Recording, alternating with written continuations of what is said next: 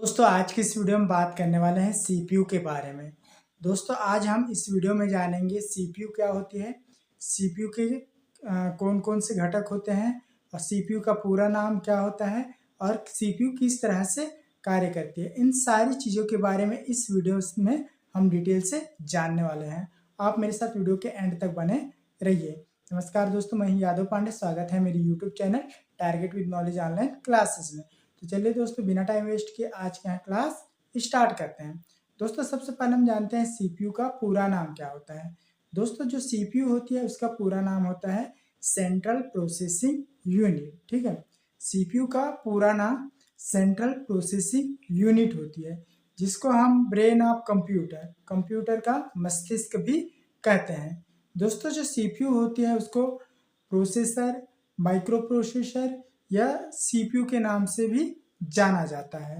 दोस्तों जो सीपीयू का मेन कार्य होता है वो कोई भी अर्थमेटिक एंड लॉजिकल जो प्रोसेस होती है, जो मैथमेटिकल प्रोसेस होती है, जो तार्किक प्रोसेस होती है, उसको प्रोसेस करना, उसका गणना करना होता है। ठीक है, जो सीपीयू होती है दोस्तों उसके अंदर मुख्य रूप से 3 घटक होते हैं। अर्थात कहने का तात्पर्य यह है कि सीपीयू के अंदर मुख्य रूप से 3 यूनिट होते हैं। तो कौन कौन सी यूनिट है चलिए हम जानते हैं।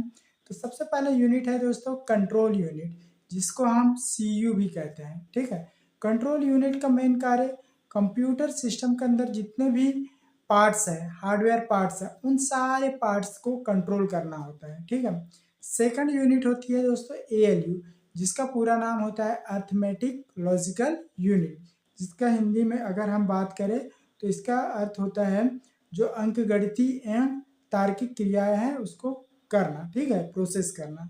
इसका मुख्य वर्ग क्या होता है, जो भी गणितीय क्रिया होती है, जो भी लॉजिकल प्रोसेस होती है, तार्किक प्रोसेस होती है, उसको गणना करना होता है। ठीक है, और थर्ड यूनिट होता है दोस्तों वो होता है एमयू, जिसको हम मेमोरी यूनिट भी कहते हैं।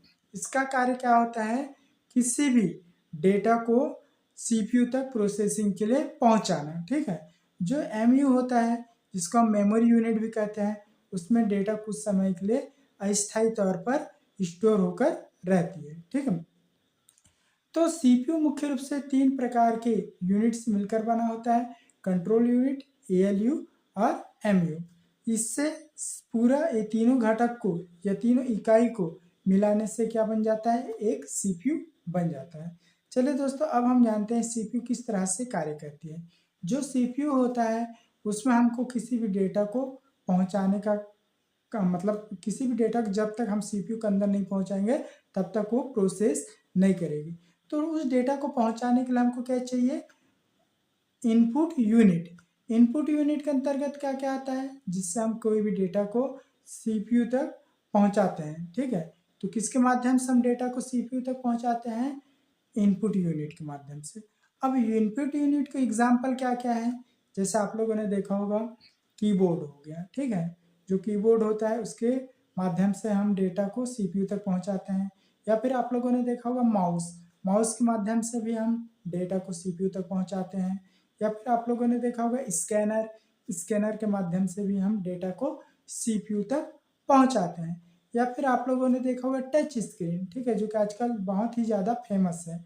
टच स्क्रीन का यूज़ करते हुए भी हम किसी भी डेटा को सीपीयू तक पहुंचाते हैं। ठीक है, तो इन सारे माध्यम का यूज़ करते हुए हम किसी भी डेटा को सीपीयू तक पहुंचाते हैं। सीपीयू तक पहुंचाने के बाद उस डेटा का प्रोसेसिंग होता है सीपीयू के अंदर। उसके बाद दोस्तों जो प्रोसेसिंग के पश्चात जो डेटा प्राप्त होती है, जिसको हम प्रोसेस्ड डेटा भी कहते हैं। ठीक है, तो उस प्रोसेस डेटा को हम आउटपुट यूनिट यानी कि आउटपुट जो डिवाइस होती है उसके माध्यम से उस डेटा को हम डिस्प्ले करते हैं। अब दोस्तों आउटपुट यूनिट के अंतर्गत क्या क्या आता है, जैसे आप लोगों ने देखा होगा प्रिंटर। प्रिंटर क्या है, एक प्रकार की आउटपुट यूनिट है। ठीक है, उसी तरह से आप लोगों ने देखा होगा मॉनिटर। मॉनिटर भी क्या है, एक प्रकार की आउटपुट यूनिट है। या फिर आप लोगों ने देखा होगा जो इसकी स्पीकर होती है। ठीक है, जिससे हमको साउंड सुनाई देती है। तो जो स्पीकर होती है वो भी क्या है, एक प्रकार की आउटपुट यूनिट होती है। ठीक है, तो इस तरह से सीपीयू के अंदर वर्क होता है, सीपीयू के अंदर कार्य होता है। ठीक है, अब हमको किसी भी डेटा को परमानेंट रूप से स्टोर करना है तो हम सीपीयू में जो डेटा है उसको परमानेंट रूप से स्टोर करना चाहते हैं तो उसके लिए हमको क्या चाहिए, एक्सटर्नल मेमोरी चाहिए। तो एक्सटर्नल मेमोरी के अंदर क्या आता अंतर्गत क्या आता है, जैसे हार्ड डिस्क हो गया, ठीक है, सीडी हो गया, ठीक है, जिसको हम कॉम्पैक्ट डिस्क भी कहते हैं, या डीवीडी हो गया, डिजिटल वर्साटाइल डिस्क, या फिर पीडी हो गया, पेन ड्राइव, ये सब किसके अंतर्गत आते हैं, एक्सटर्नल मेमोरी के अंतर्गत आते हैं। तो इसके अंदर हम उस डेटा को परमानेंट रूप से स्टोर कर सकते हैं, ठीक है। और जो इंटरनल मेमोरी होते हैं जैसे कि रैम, रैम में क्या होता है, हम कोई भी डेटा को रैम के माध्यम से उस सीपीयू तक पहुंचाते हैं, जिसमें रैम में कुछ जो डेटा होता है वो थोड़े समय के लिए स्टोर रहता है। तो रैम को हम क्या कहते हैं, अस्थायी मेमोरी भी कहते हैं, या इसको हम इंटरनल मेमोरी भी कहते हैं, या हम इसे मेन मेमोरी भी कहते हैं। तो इस प्रकार से सीपीयू वर्क करता है, जिसको हम कंप्यूटर का मस्तिष्क भी कहते हैं। तो दोस्तों इस वीडियो में मैंने आप लोगों को बताया कि सीपीयू क्या होती है, इसके कितने यूनिट होते हैं, सीपीयू में किस तरह से डेटा को पहुंचाया जाता है, फिर उस डेटा को किस तरह से प्रोसेस होता है, प्रोसेस के पश्चात सीपीयू उस डेटा को कहाँ भेजता है। इन सारी चीज़ों के बारे में इस वीडियो में मैंने आप लोगों को डिटेल से बताया। दोस्तों उम्मीद करता हूँ यह वीडियो आप लोगों को समझ में आया होगा।